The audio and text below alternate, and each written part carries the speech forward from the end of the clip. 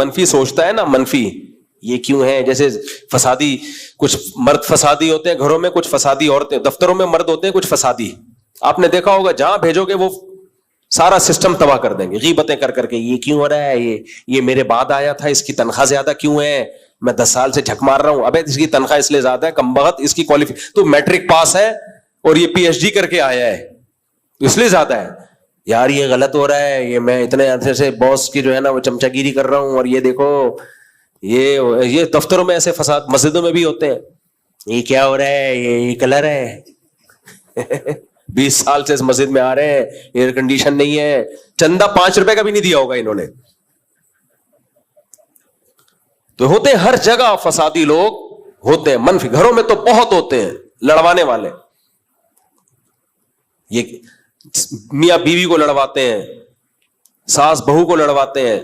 ساس بہو کو تو لڑوانے کی ضرورت ہی نہیں ہے میرے بھائی, وہ خود ہی لڑ رہے ہیں, تم آ کے اور آگ لگا رہے, چنگاری لگا رہے, ان کو لڑوا رہے. میں پہلے کسی علاقے میں رہا کرتا تھا, تو مجھے اندازہ وہ میرے گھر والے جب ایک خاص کسی کے گھر میں جاتے ہیں نا, تو جب بھی آئیں تو میری لڑائی ہوتی ہے. میں پریشان تھا یار, ہماری اچھی بلی زندگی گزر رہی ہوتی ہے, وہ کسی خاتون سے ملنے جب میری گھر والی جاتی ہے, ان کے گھر دوستی ووستی ہے, تو آ کے پھر لڑائی. شروع میں میری سمجھ میں اس وقت ہم ناتجربے کار تھے, پھر مجھے اندازہ ہوا بھائی یہ بہت بڑا مسئلہ ہے. اچھا, بعض خواتین کا گھر میں دیکھا, وہ جب آئی ہیں ملنے کے لیے گئی ہیں تو گھر میں لڑائی ہوئی ہے ہماری. ابے وہی چل رہا ہے, اچھا والا نہیں ہو رہی تھی, یہ اس کے آنے سے ہوتی ہے. اس وقت مجھے اندازہ ہوا کہ کچھ خواتین کا کام آگ بجھانا اور کچھ کا کام آگ جلانا. وہ ماچس کی تیلی ہوتی ہیں, ان کا کام ہے کیا کریں. اور ایک واقعہ سنا دیتا ہوں جس سے آپ کو اندازہ ہو یہ آگ جلانے کے واقعات ہوتے کیسے. ہمارے ایک دوست نے دعوت کی, اس وقت اتفاق سے میری صرف 2 تھیں, اللہ معاف فرمائے, کہتے ہوئے بھی شرمندگی ہوتی ہے, صرف 2, لیکن بہرحال مجبوری تھی, اکٹھی 4 ہو نہیں سکتی تھی. تو میرے گھر والوں کو بلایا عقیقے پہ کسی نے, تو میں نے کہا دونوں کو ایک ساتھ لے کے جاؤں گا تو میں خود نہیں جا سکوں گا, میں باہر ہی کھڑا رہوں گا, تو اس لیے 1 by 1 پہلے ایک کو پھر دوسرے گھر والوں کو لے جاؤں میں. تو جب ایک گھر والوں کو میں لے کر گیا ہوں, تو جیسے میں نے کہا بھائی آدھے گھنٹے بعد میں آ جاؤں گا لینے کے لیے, یا میں وہیں بیٹھا رہا, واللہ وہ مجھے یاد نہیں, بہرحال آدھا گھنٹہ پونا گھنٹہ گزرا, وہ ٹائم پہ گھر والے آ گئے اور میں لے کے چلا آیا. اب دوسرے کو لے کر گیا, دوسرے گھر والوں کو, ان کو وہاں ہو گئی دیر. اب دیر ہو گئی تو مجھے فون کرنا بنتا تھا, بھائی کیا ہو گیا, اتنا ٹائم کیوں ہو گیا. 2-3 دفعہ میں نے فون کر لیا کیونکہ لیٹ بہت ہو رہے تھے, لیٹ نائٹ, رات دیر ہو گئی تھی رات. میں نے ان کو لے آیا, بہرحال 2-4 دن ہمارے گزرے, اس کے بعد لڑائی شروع, ڈرون پہلی والی سے, جن کو پہلے لے کر گیا تھا نا, ڈرون حملے شروع, اور دھمکیاں, ڈرون, بالکل وہی جو ابھی مودی اور پاکستان کا چل رہا ہے. پہلے لائٹ فائرنگ, ہلکی ہلکی, کیا آپ کے دل میں میری کوئی ویلیو نہیں ہے, یہ ابھی جنگ کا سائرن بج رہا ہے, یہاں سے ابتدا ہوتی ہے, آپ کے دل میں میری کوئی ویلیو نہیں.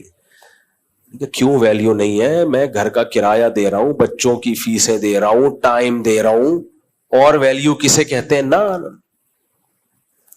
اب اچھا, خواتین کی عادت ہوتی ہے اصل بات نہیں بتاتی, شروع میں یہ سیاستیں چل رہی ہوتی ہیں, پوری ایک دم سے کلیئر بات ہو نا تو آدمی وضاحتی بیان دے دے, تو یہ ہے فلانا ہے اور یوں ہے, اور میرے اوپر ایک تو سوکن آئی ہوئی ہے, اوپر سے ویلیو کس کو دی جا رہی ہے. ابے بھائی کیسے ویلیو دے رہا ہوں میں, اس کو خرچہ زیادہ دے رہا ہوں یا اس کو ٹائم زیادہ دے رہا ہوں نا. یہ ہلکی پھلکی فائرنگ, پھر میزائل, گرنیڈ, ایسا بھائی.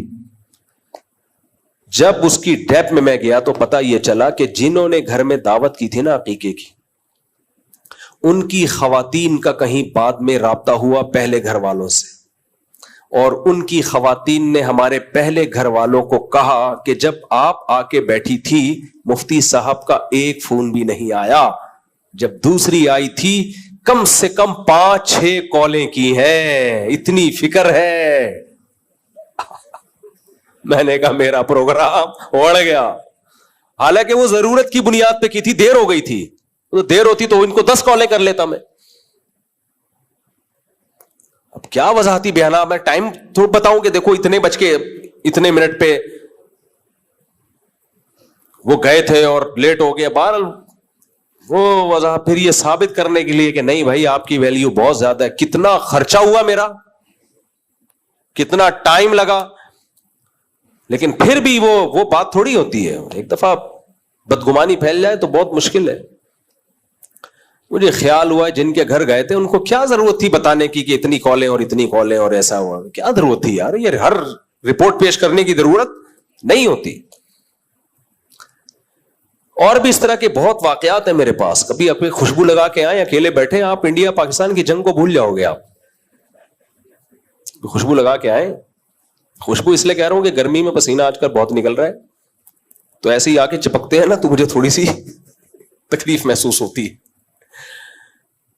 پھر میں نے ایک پالیسی بنائی، جو لوگ 2-3 شادیاں کرتے ہیں وہ میرے تجربوں سے فائدہ اٹھا. میں نے پالیسی بنائی کہ ایک گھر والے جہاں جائیں گے دوسرے والے وہاں جائیں گے. سب کی دوستیاں الگ الگ خاندانوں سے ہوں گی تاکہ ان کا آپس میں کوئی مواصلاتی رابطہ ہو ہی نہیں، کوئی رابطہ نہ ہو. اگر ایک کو ایک گھر میں سلام دعا ہے تو اب ادھر آپ کا کوئی تعلق ہے ہی نہیں، ملاقات ہی نہیں کرواؤ، کیونکہ ملاقات ہوگی تو ریلیشن خود بخود بنے گا. تو اس سلسلے میں پھر وہ اللہ کا شکر ہے اس کے بعد تھوڑا سکون آیا زندگی میں. جی کیا؟ ہاں. تو میرے بھائی اللہ کہتے ہیں آزمائشوں میں وبشر الصابرین، صبر کرنے والوں کو خوشخبری سنا دیں. تو جب بھی جنگ مسلط ہوتی ہے، مسائل ہوتے ہیں، ایسے موقع پہ منفی باتیں کرنا یہ بے صبری ہے، یہ صبر نہیں ہے. ایسے موقع پہ بھائی منفی چیزوں میں بھی مثبت چیزیں نکالو. ہمارے نبی نے کیا کیا غزوہ احد میں؟ صحابہ جب بہت سخت حملہ ہوا تو کچھ صحابہ کے قدم اکھڑ گئے، وہ شرمندہ ہوئے نبی صلی اللہ علیہ وسلم سے، اور کہ یا رسول اللہ ہم تو فرار ہونے والے ہیں. آپ نے فرمایا نہیں نہیں نہیں، تم فرار ہونے والے نہیں ہو، تم پلٹ کے حملہ کرنے والے ہو. یہ تو ہو جاتا ہے جنگ میں. قرآن نے بھی تسلی دی وَتِلْكَ الْأَيَّامُ نُدَاوِلُهَا بَيْنَ النَّاسِ، یہ ایام ہم لوگوں کے درمیان گھماتے ہیں، پلڑا جنگ میں اوپر نیچے ہوتا رہتا ہے. تو یہ تو صحابہ، یعنی اللہ بھی حوصلے بڑھاتا ہے لڑنے والوں کے، تو ہم کیوں حوصلہ. اور بات یہ کہ ہم تو منفی چیزوں میں منفیت نہیں، مثبت چیزوں میں منفیت تلاش کر رہے ہیں، تو یہ صبر نہیں ہے میرے بھائی. نبی صلی اللہ علیہ وسلم نے خاتون کو دیکھا جن کے بچے کی وفات ہوئی، وہ قبر پہ بہت زیادہ چیخو پکار کر کے رو رہی تھی. آپ آئے، آپ نے فرمایا صبر کرو. وہ نبی کو پہچانی نہیں. انہوں نے کہا کہ جو غم آپ کو پہنچا ہے، پھر میں پوچھتی کہ صبر کسے کہتے ہیں، آپ صبر کرتے ہیں کہ نہیں کرتے. وہ خاتون چلی گئی گھر، کسی نے پھر اس کو بتایا تو اللہ کے نبی تھے. تو وہ بیچاری گھبرا کے آئی نبی صلی اللہ علیہ وسلم کے پاس، عرض کیا یا رسول اللہ میں اب صبر کروں گی. آپ نے فرمایا انما الصبر عند الصدمۃ الاولى، جب غم پہنچے اس وقت صبر کی ہے ویلیو ہے اللہ کی نظر میں. تو بھائی ابھی جنگ کے حالات ہیں، تو اس وقت اللہ دیکھے گا کہ ہم میں سے کون صبر کرنے والوں میں ہے اور کون واویلا کرنے والوں میں.